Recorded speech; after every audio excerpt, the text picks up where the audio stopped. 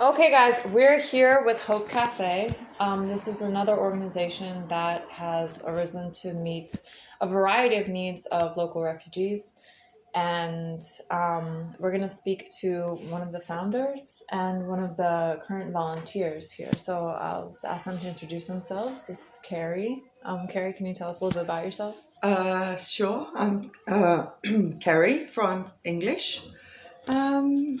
I originally went to Lesbos in the peak of the crisis to volunteer myself for a month in solidarity with Greece. And I never went home. What sparked your attention, originally, when you decided to go to Lesbos? I was already working as my visa would allow me in Turkey. Originally, I was holidaying in Turkey for 15 years. Wow, yeah. Good holiday. Good holiday. I wasn't there for 15 years, but I would come and go, Okay.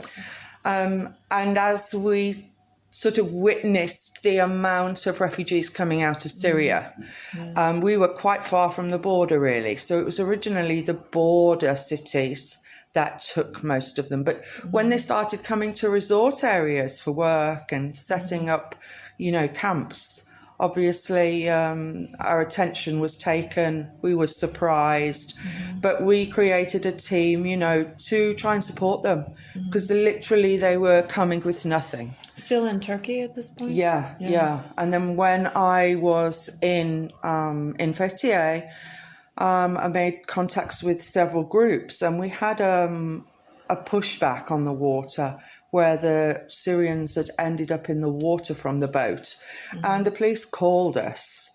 They'd put them in a gymnasium, and said, look, they need food and blankets and clothes. And of course, these groups rallied together to go and help. And I think witnessing that opened my eyes. It was that, person-to-person contact of seeing fear and trauma and stress.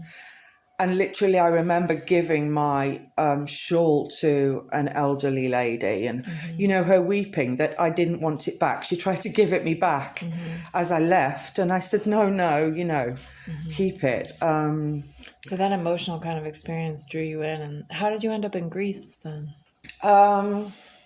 I went from Turkey for Rescue International because of my basic Turkish to help a protection case of a family that their taxi had rolled on their way to their registration paper interview. And I stayed a couple of months in, that was after I went to Greece, sorry.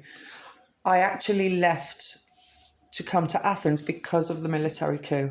I was in Turkey during the military coup. I stood a few days a bit nervous, and friends were saying, come.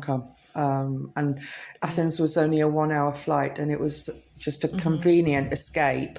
And I already had contacts from my online work here. So it was an easy place to access. Seemed like a natural transition. But in between that, I went to Lesbos because of that boat trip. I really didn't know a lot about Syria growing up. I don't remember it being mentioned as a country, even at school. And witnessing that boat trip and knowing that they were leaving to the Greek islands, I needed to go and see and understand and share to the world, what was going on, because not many people really knew about it then. And I'd go home to England and there would be nothing on the news. And I would be like, how can this, really traumatic thing be happening not very far away from England? And yet nobody's interested in discussing what's going on and doing something to help. So that was originally why I went to Lesbos. And from Lesbos, I went back to Turkey for those couple of months. And then the military coup happened, and I decided to aim for Athens instead. Athens, yeah.